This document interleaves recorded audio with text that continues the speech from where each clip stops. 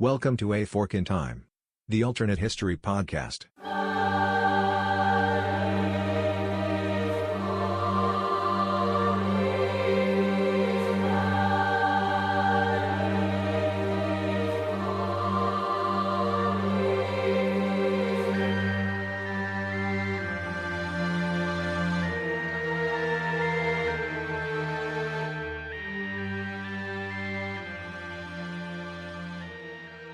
Welcome back to A Fork in Time, the alternate history podcast.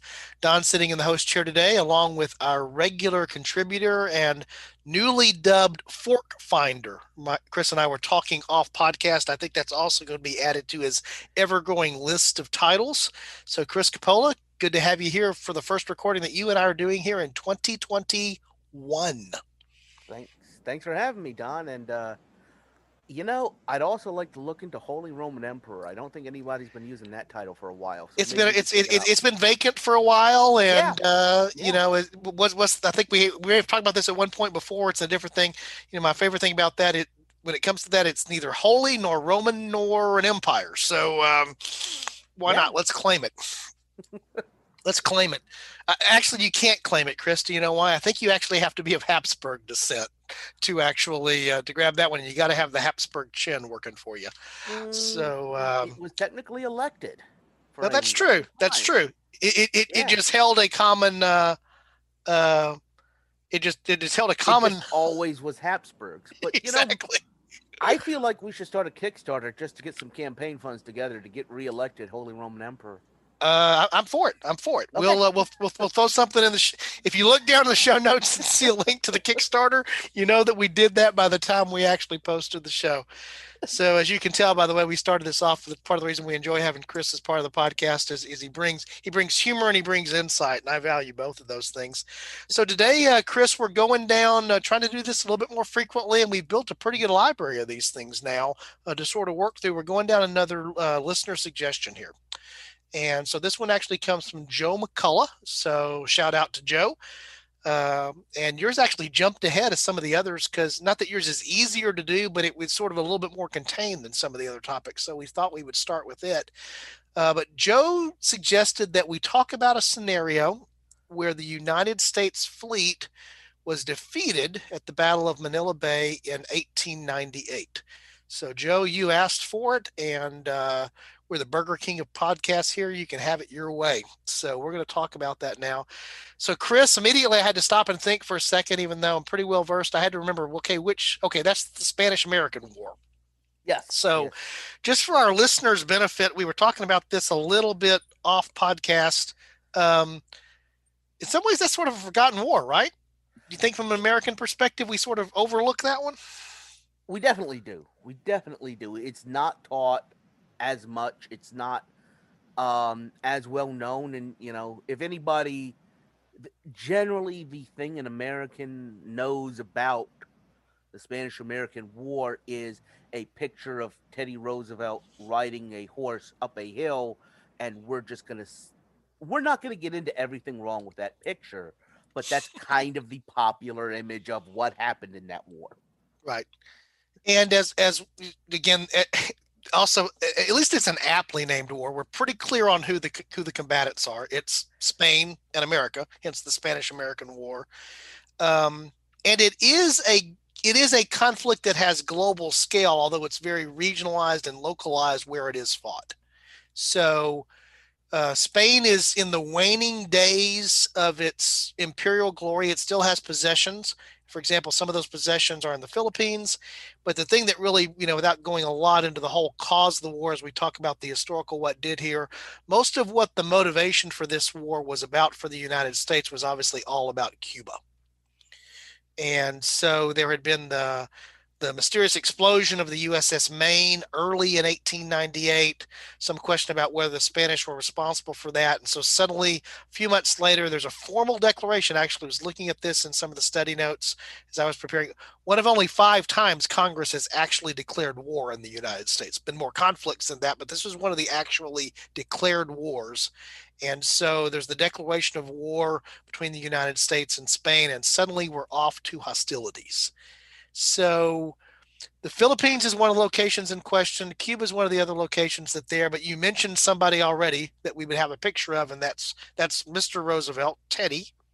Um, he's not a naval guy, right? Or is he a naval guy? What's the story behind TR? Um, well, he's Undersecretary of the Navy at this point, but it's kind of one of those. They kept trying to find an office to hide him in, and they never succeeded. That was one of the places they tried to hide him, is Undersecretary of the Navy. What damage can he do there, right? Yeah, what damage can he do there? Well, apparently the damage that he can do there is perhaps issue some orders with maybe Superior not knowing about it. So basically, the story is the Secretary of the Navy is out of the office and didn't. The best way I can think of it is he forgot to close his Outlook. Ah, And Roosevelt goes over, and this is during that time frame when we are quote unquote investigating the Maine, when we think it might be Spain or might be this or that, and Roosevelt basically goes ahead and orders the United States Asiatic Squadron, which had been in Hong Kong, to prepare and sail to the Philippines to engage Spanish forces there, under the assumption that Congress is going to declare war. The best thing I can think of is kind of a movie which, more people need to see, Doctor Strangelove, where this crazy, 1960s Air Force general launches a bunch of bombers at the Soviet Union and says, well, you guys better start it now. Just on his own authority, he lost it and just went ahead and did something like that. right. Basically started a war with, like, you mentioned, yes, Congress did declare war at this time. Congress has the right to declare war. There's a chain of command things, and I don't need to pull it out, but Undersecretary of the Navy is not on that. Right. Or at least in terms of even the chain of command, it's a ways down the chain of command, to say the least. Right. It normally is transmitting. That person in that office would be transmitting orders, not giving them, is a fair way to describe it. Yeah. So just again, I want to cover, if I can, just really quick what did here. And I'll probably again include some links, as I often do, in the show notes. Just nothing else, Wikipedia pages and other encyclopedic type entries for those that want to read a little bit more. War was formally declared on April 21 of 1898. This battle took place on May 1st. So it does give you an idea about the fact that things were already in motion, given that we're talking about a battle that's occurring halfway around the world in Asia. And in this case, it's the U.S. Pacific. I guess it's fair enough to call them Pacific. I guess they call them Pacific Squadron. They really didn't call them the Pacific Fleet. Is the best of my memory there. Actually, the American Asiatic Squadron here, as I look at my notes, even a better name, which is under the command of Commodore George Dewey, and they encounter the Spanish Pacific Squadron under a Rear Admiral there for the Spanish, whose last name is Montoyo. And as we were talking about, because this does lead into the fork here, this also has a little bit of an element of a reverse Pearl Harbor, but with the declaration already having been made, is that the Spanish were really surprised to have this attack upon them so quickly after the declaration of hostilities. Partly because Roosevelt had already put things in motion again very quickly. So the battle is fairly one-sided. The United States suffers very few casualties. Neither side suffer super large number of casualties. There's not a lot of ships there. I think the official number for the United States is like 13, 200 or 300 for the Spanish, but it's a resounding defeat for the Spanish, with the typical story around this being that the U.S. had superior ships, had the advantage of surprise, and a number of things that worked in their favor. So it's very unlikely that there would have been a Spanish victory. But wait a second, we're the Alternate History Podcast. We need to change the outcome here. So, Chris, how are we going to, with some sense of reasonableness, flip this to a Spanish win? Shore batteries. It's not just always about guns on ships. It can be about guns on land. Yeah, they could turn that way. Unless you're the British in Singapore, but that's something different. We'll come across that at some point. Basically, the Spanish fleet came out to meet the Americans and didn't pay attention to the fact that, hey, we've got all this support we could be using, and we're not going to. So they come out into the, not middle, but out past the cover that the shore batteries can provide, and get not wiped out, but beaten badly. If they stayed closer in, or maybe drew the United States Asiatic Squadron in, then they stood a better chance, because then they're bringing literally all their guns to bear. Right. And under that scenario, again, it's not like there's a huge American fleet. This pretty much is, the bulk of the warships that are in the Pacific theater, again, the Asiatic operation. So get them close enough into shore, get the shore batteries taking advantage of it. You change the outcome here. This is not just a minor skirmish, is what the point I guess I'm trying to make. This would be pretty substantial for the naval outlook for the war in the Pacific. One way or the other. That's fair. I think that's pretty fair to say, yeah. Yeah. So again, that's how we're going to fork this when we come back from the break here in a minute in terms of the alternate thing. And then we'll pick up talking a little bit about what was the real impact of this in the real timeline historically. But then certainly now that we know how we can change the outcome, we'll talk about what that different outcome means. So hope to see you back in a couple of minutes. Would groceries delivered to you in as fast as 1 hour save you a trip to the store? Instacart makes that possible thanks to personal shoppers in your area who hand-select items based on your preferences from the stores you love. And shopping multiple stores is possible on a single order. Instacart picks the freshest produce and even keeps your eggs safe, all while finding everything you usually buy, providing smart suggestions for new items, and even highlighting deals to help you save money. And now you get free delivery on your first order over $35. Let Instacart know we sent you and help support our show by following the link in the show notes. Instacart. Groceries delivered in as fast as 1 hour.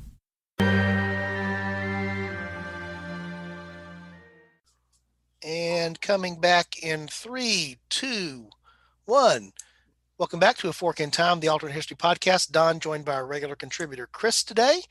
And we have taken the magical what-if machine back to May of 1898. And as we talked about in the open, we've changed the outcome of the Battle of Manila Bay. And now Spanish forces have been victorious, and the American forces that had been victorious there in the Philippines have lost.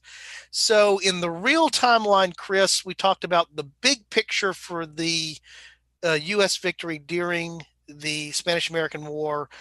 The common historical understanding there is this is what thrust the United States onto the world stage, the true global superpower, right? The war as a whole, yes, go ahead. And more specifically in East Asia, this really starts us getting involved there into China and whatever that leads to. Right. And so this is, again, this is not just dealing with Spanish, Spanish control of Cuba and the, 90 miles away in the American backyard, but this is far flung across the globe. We have projected, we being the United States, have projected naval power globally. I'm thinking about, is it Alfred Mahan that wrote the book that sort of talked about, the importance of projecting naval power. So the United States has done that. So the United States has stepped up, and they defeated a classic European power, even though it's a colonial power in decline in the case of Spain. So the United States is now a recognized figure on the world stage, and continues to expand her forces globally to support the fact that now they have the occupation of the Philippines, although that turns into a whole different thing that we could go down. That's a tangential path there. But another outcome of this is shortly after this, the United States actually takes another action, which is important in the long term in terms of the annexation of Hawaii. So made perfect sense to go ahead and annex Hawaii when you had interest further flung in the Pacific that you needed to take care of, and you needed a base of operations in the middle. So U.S. victory at Battle of Manila Bay, establishes the U.S.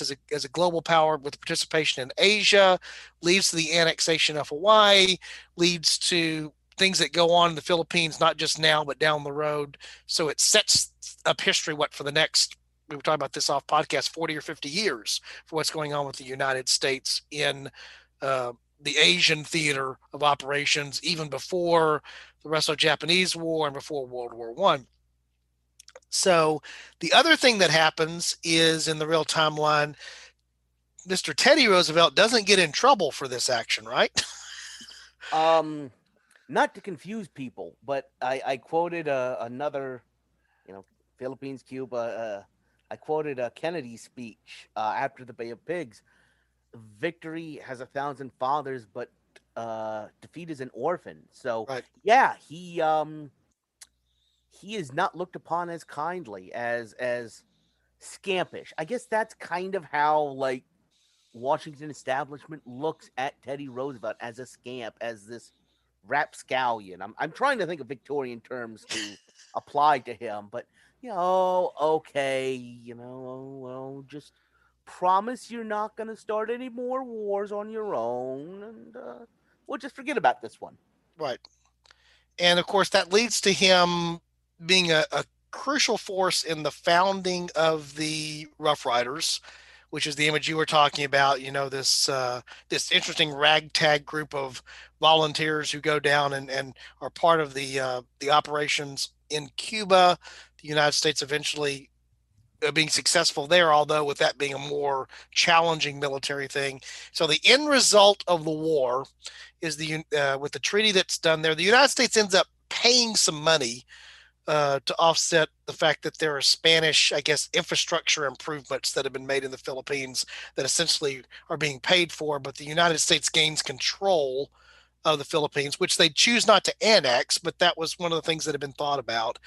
There was already something in place that said the United States would not annex Cuba, that they were fighting this for Cuba's independence. But then later you have the amendment that goes into place, which creates the interest in the United States about what's happening with Cuba. The United States does pick up Guam. That's a solid, now it's a possession or a territory. And so the United States comes out of the backside of the war, global power with possessions now globally. And especially as Roosevelt will become president in just 3 short years with the assassination of McKinley, walking tall and carrying a big stick. Absolutely. Fair enough? Yeah. I think that's what happened. I mean, that's what happened in our timeline. Yeah, so now we're going to the forked timeline. What's different? So now there's defeat. So let's start with the thing that's not the Roosevelt thing, even though I just set up. Let's talk about the other thing we didn't talk about, which actually did happen in the Philippines, is the United States wasn't the only Navy that was kicking around over there with the Spanish Navy. Who else was there, Chris? The German Hochfleet, German High Seas Fleet, started sniffing around. If you look at, going back to Wilhelm II, I want a scorecard. I want to know how many times I bring him back up. Started a policy of Weltpolitik, and which is kind of a nice way of saying whenever there's trouble anywhere, I'm going to stick my nose in and see if I can pick up a colony. Yeah. And this seemed like a good shot at that. Yes, it was. The German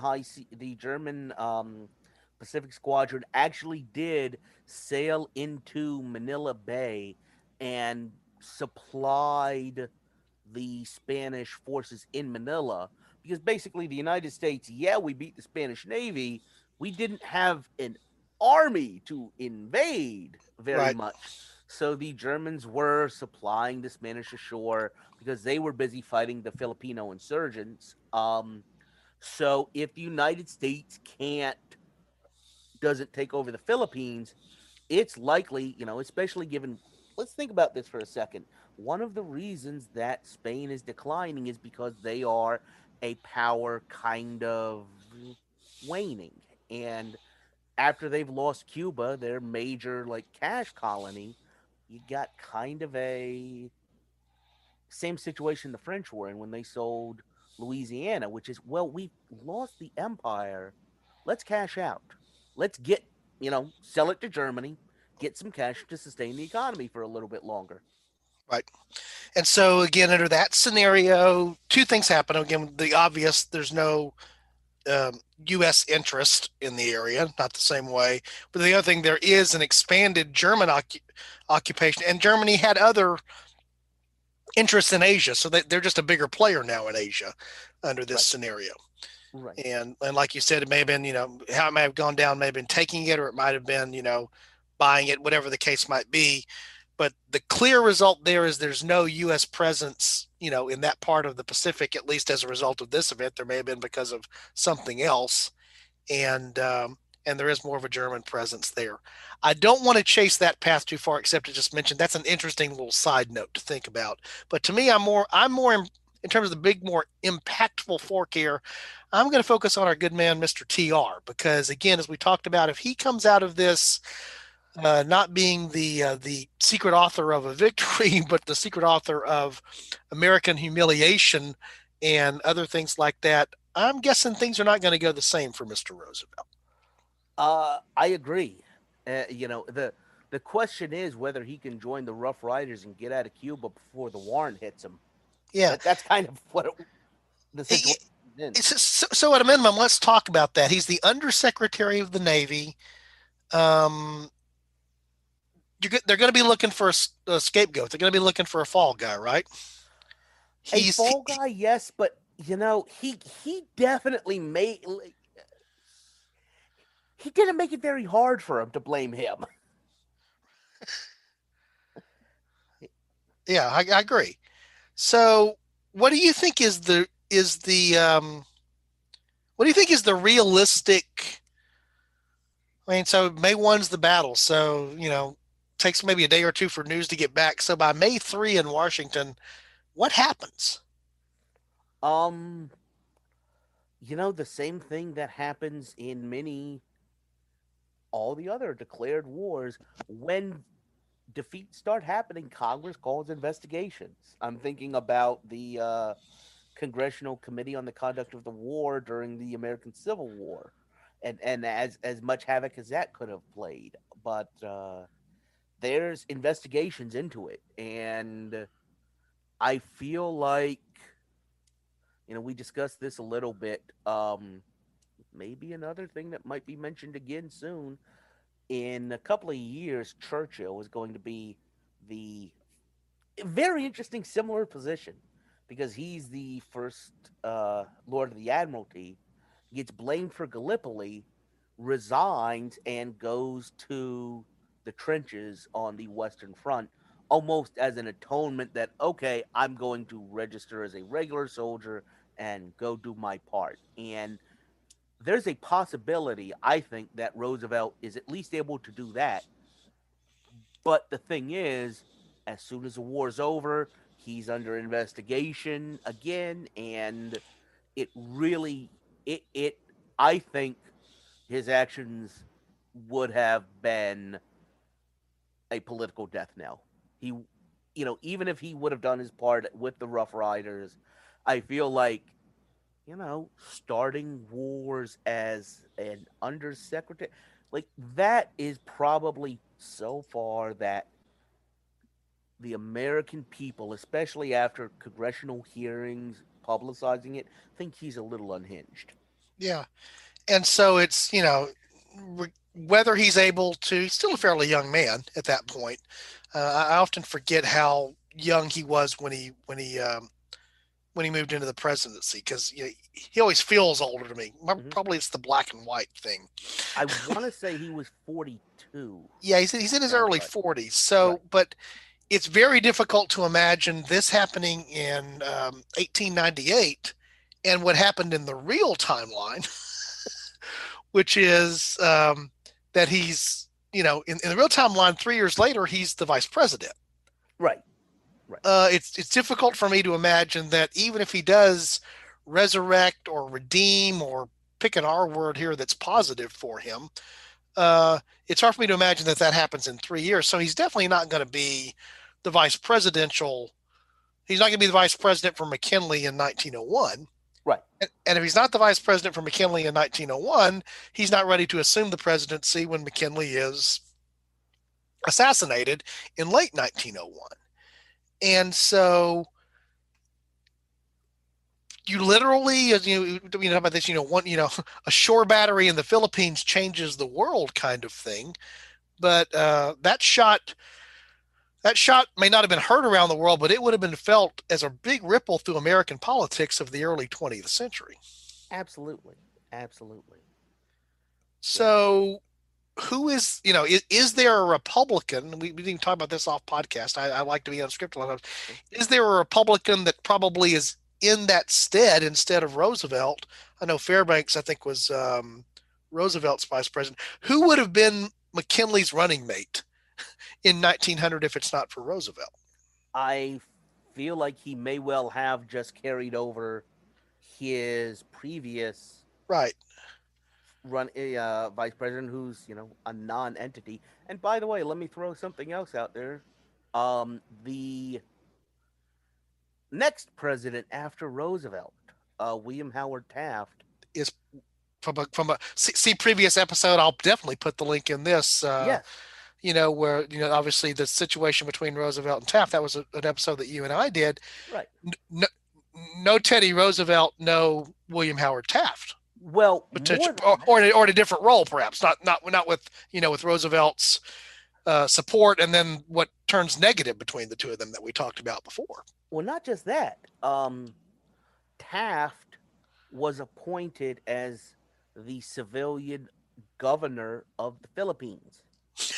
That is what made him a national figure. That is what got him noticed by national people. So, yeah, we never even get to that point. Right. And then, again, just to continue how the ripples often work when you're going down the alternate timeline, as we talked about before, the reason the election in 1912 turns out the way that it does, again, see our previous episode here, No Bull Moose Party, I think, if I remember correctly, was the title of that episode. The odds of you getting a Wilson without the Roosevelt Taft, the third party element of the 1912 election is also altered. And as we talked about on that episode, so we don't need to go fully down that path. But if you don't have Wilson in office, during from 1912 to 1920, that's also a very different element as we move into the World War I period with the United States. Yeah, something jumped across my mind, but you're correct. You're correct. I've got a pin in it. I will come back to it. All right, fair enough.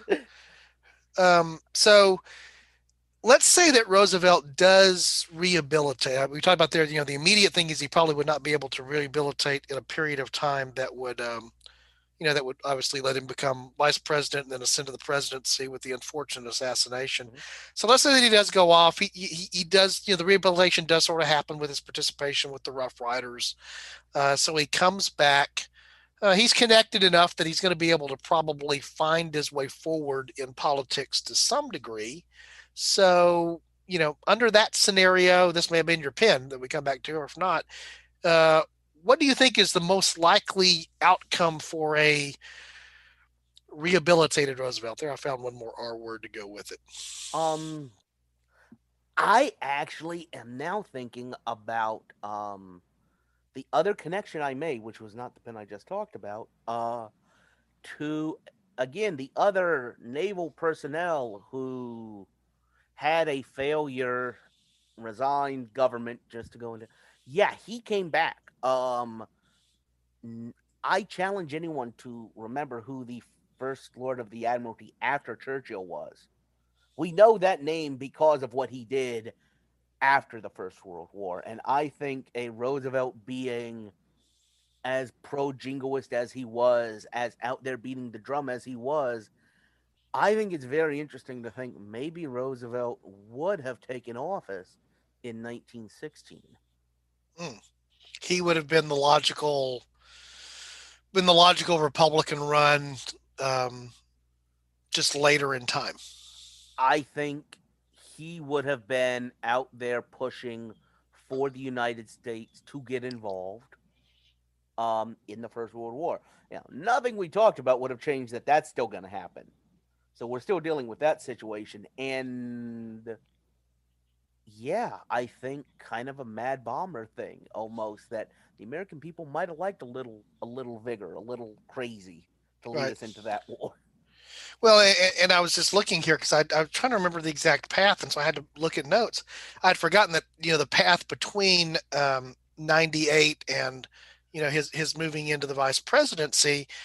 In between there, he was elected governor of New York Yes. because he was a war hero, and it was only when the vice president died in 1899 that Roosevelt sort of gets elevated Okay. to to being the running mate for the 1900 election. So I'd forgotten the little stint of it was so short there. The stint as governor of New York was so short. I'd sort of forgotten about what was the intervening thing.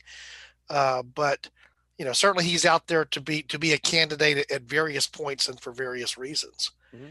And that's an interesting thing. Would the question is, would we know TR is just a footnote in history, or is he? This goes back to the thing we've talked about so many times before, where it's history looked at the lens of forces of personality. TR is going to be somewhere. Well, It's just the question is, where is he going to be in an alternate timeline? I get back to kind of that earlier comparison of those two, of a TR and a Churchill. That under normals,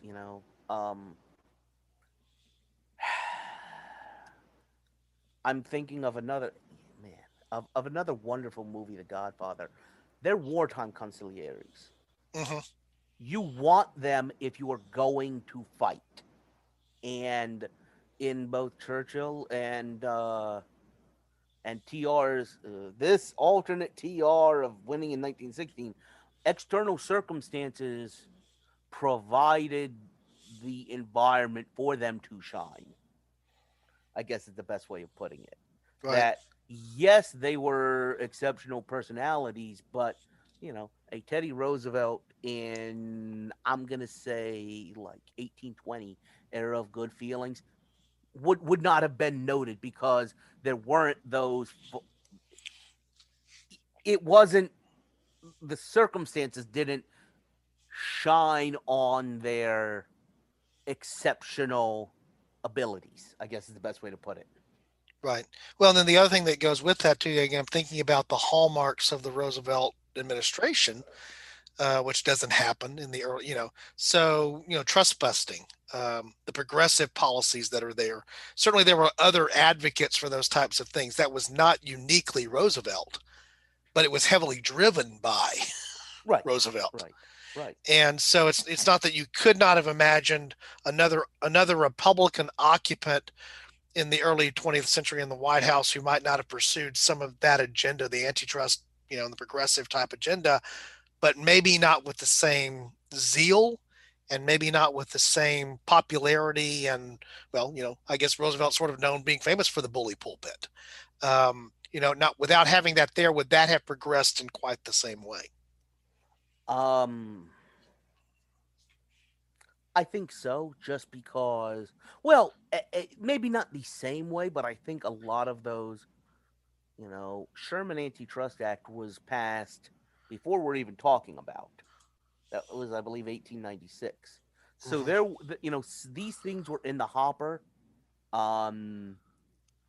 It wouldn't have been as flarishly prosecuted, but I feel like these things were needed to ameliorate what was going on in society. And somebody would have taken the political capital of picking up that mantle and making those things happen. Right. Like you said, maybe not with as much flair, but I feel like they happen. Yeah. And then the other thing, that I was thinking about, again, this is Roosevelt's such a personality. That's why it's difficult I think, to go down these historical what ifs with him. But, I was just looking, again, my notes here, some of the other things. Obviously, we talked about the trust busting there. We talked about the foreign policy things. He is very instrumental in what goes on in terms of gaining a little place that you can build a canal through called Panama. You mean he's personally responsible for the fact that Panama's actually a thing? Yeah. Yeah. Yeah. And so, would that have eventually, could something like that have happened? Sure. Would it have happened the same way? The answer becomes, I think, probably no. And so there was going to be a canal, at some point across Central America, just because it was a necessary thing that I think was ultimately going to happen. But the we talked about this on a recent episode. The French and then later the British were heavy players in the Suez, Mm-hmm. building the Suez Canal. That might have been a French canal across somewhere in Central America. It might have been, as was discussed, and probably would have faced much more difficulty. It might have crossed Nicaragua instead of Panama, because that was one of the things that was being thought about. And so, again, there's a lot of speculative what ifs here. We haven't gone deep on any of them, but the realization is that you change this major character there in American history, in the case of Roosevelt, in that time frame, and it's tough to speculate, but things would have been different. Yeah. Yeah. So I want to know what's pinned. What's pinned? What did you pin earlier, Chris, in your brain? The German Philippines. Because here's the thing, we talked a little bit about it, but hey, yeah, Germany was trying to expand into Asia. They did have some other possessions, and as soon as 1914 happened, Japan took all of them. All of them. All of the German bases became Japanese, and that is where World War II, if you look at like the German colonies, Truk, the Marianas, Marshalls, a lot of those were bases that the Japanese were able to take over, fortify, and form the perimeter of their empire in World War II that we had to fight. If the Philippines are part of that, here's the interesting thing. Are part of the Japanese empire because they're taken over from the Germans in 1915, basically. Soon as, the war, they can. Everything else proceeds as normal. Summer of 1941, Japan decides to move south and take over the other European colonies. The United States is not there. Right. We have no interest in that area. So they go ahead and take over those areas. And as isolationist as the United States was, off podcast I mentioned we didn't go to war to protect the Netherlands. Why would we go to war to protect the Netherlands East Indies? Right. So I think Japan can open up a lot of those European colonies, and the United States isn't in East Asia, isn't involved there. So that's, at what point do we even get involved? Or is this one of those, we still have that undeclared war in the North Atlantic, and that's where we start the fighting? Right. Well, or it's only once, Australia and New Zealand, come under threat, Mm-hmm. that, finally there's something that happens there. Because, we've talked about this on a number of episodes, some that you've been on and some that you haven't, is, the amazing thing to me about the start of World War II, obviously there's the impact of the, Pearl Harbor Mm-hmm. and what that does.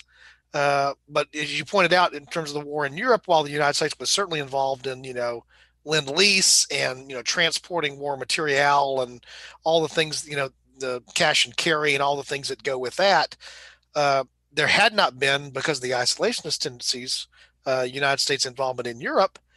And it's hard to imagine that would have been any different if Australia and New Zealand were under threat, just if there had not been a surprise attack on Pearl Harbor. And then the question is, would the Japanese have felt as compelled to need to do that if they think that, we can consolidate what we need to consolidate, and there's no reason to bring, no reason to poke the dragon?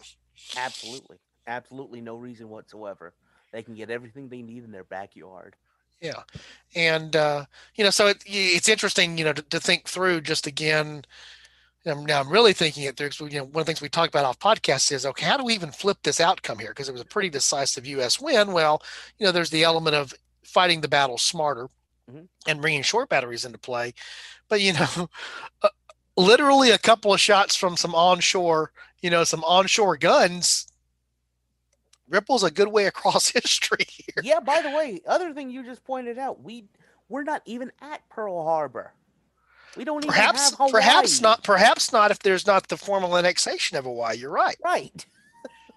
In fact, one of the things I was reading as I was preparing, the whole thing of there was concern in the west coast of the United States as the war was breaking out about, we're sort of, what if Spain attacks us, from the Pacific? There wasn't a large U.S. fleet, so this taking place, again, as I mentioned, almost in some ways, Manila Bay feels like a reversed. Although it was after the declaration of hostilities, things were already rolling in such a way that, I don't think Roosevelt would have given an order to attack before things were formally declared, but boy, we sure were rolling as if things were going to be declared. And of course, the truth of the Pearl Harbor situation was if things had arrived properly, it would have been a sneak attack, but right after the declaration of war had been delivered, kind of thing.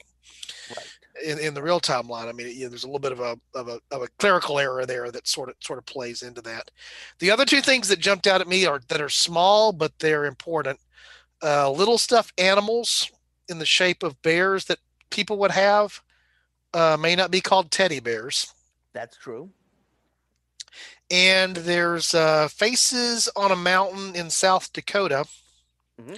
One of them is Mr. Roosevelt's face to go along with Washington, Jefferson, and Lincoln. So I'm going to put you on the spot here, Chris. In fact, in a lot of places where I play a game with friends where we talk about name for it's a Mount Rushmore of something. So the Mount Rushmore of American quarterbacks, or the Mount Rushmore of soccer players, or whatever it is. Well, because of the actual 4 images there on Mount Rushmore. So no TR. Who's the 4th Mount Rushmore candidate? Roosevelt. Franklin. Yes.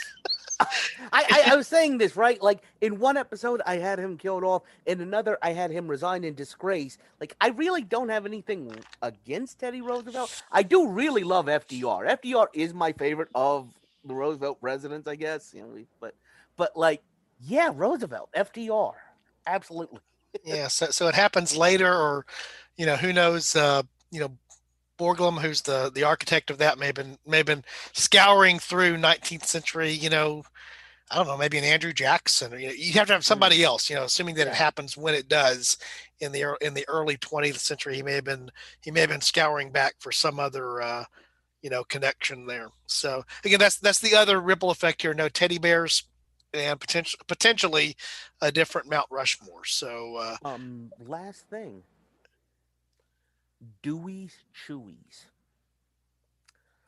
One of the promotional things that came out after Manila Bay, you mentioned George Dewey was the commander. Somebody, and I don't know who, decided to come out with Dewey's Chewies, which was a brand of chewing gum. I don't know whether it was actually endorsed by the Admiral, but it was taking advantage of that. So yeah, that changes the history of American chewing gum. Oh wow! So we haven't talked about a title for the episode, Chris, but I just think you titled the episode "No Dewey's Chewies." Quite possibly, and we haven't even gotten to what McCarthyism did to Big Red.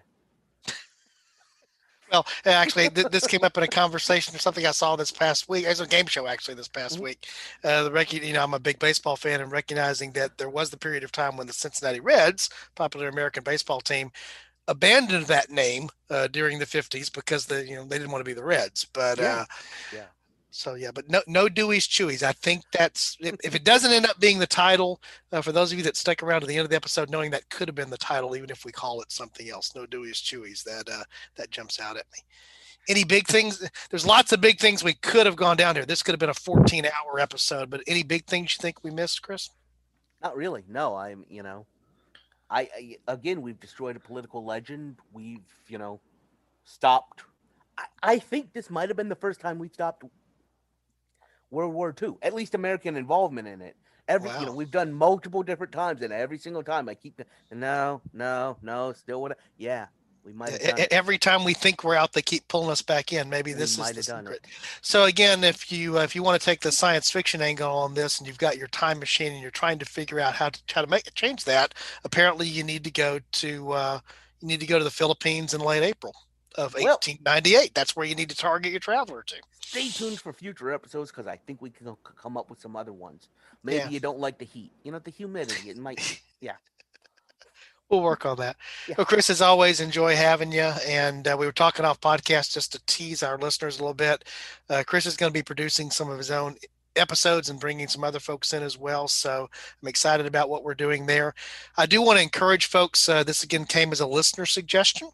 And so remind you, we look for that. So go to www.aforkandtimepodcast.com and you can put in your suggestions there. And I got to be honest with you, Chris, when I first saw this topic, it's like, yeah, that's interesting. And it gets us into a different time frame in a different part of the world.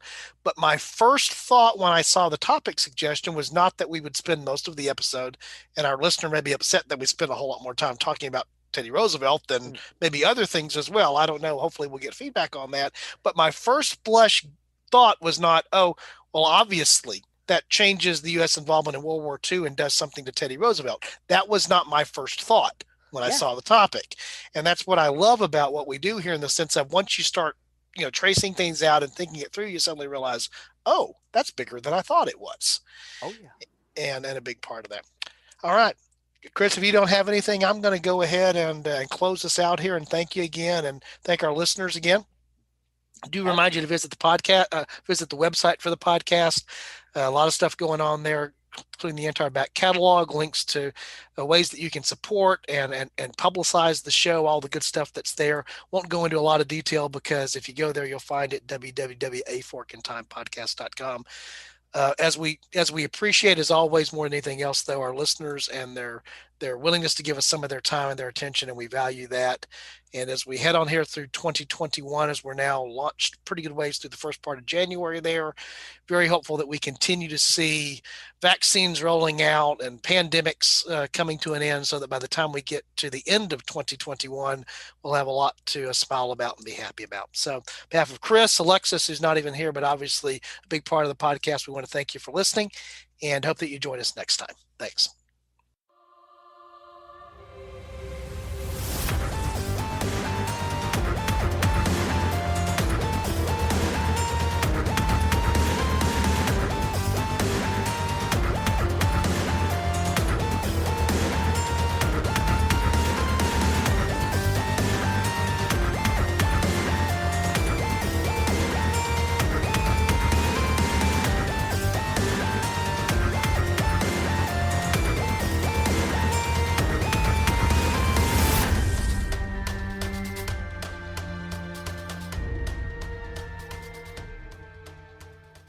Thanks for listening to A Fork in Time, the alternate history podcast.